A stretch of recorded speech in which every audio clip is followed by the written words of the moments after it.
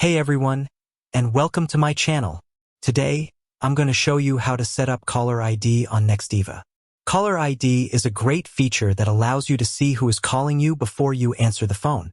This can be helpful for a number of reasons, such as identifying spam calls, knowing who to expect when you're expecting a call, screening calls before you answer them, setting up caller ID on Nextiva. Setting up caller ID on Nextiva is easy. Here are the steps.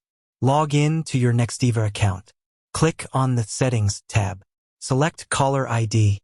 Enable Caller ID. Enter your caller ID number. Click on the Save button. Once you have enabled caller ID, you will be able to see the caller's name and number on your phone screen when they call you.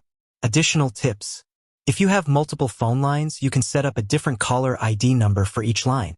You can also set up caller ID for your voicemail. You can use caller ID to block unwanted calls. That's all there is to it.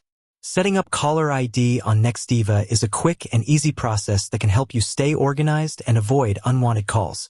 If you have any questions about setting up caller ID on Nextiva, please leave a comment below. I would be happy to help. Thanks for watching. I hope this video was helpful.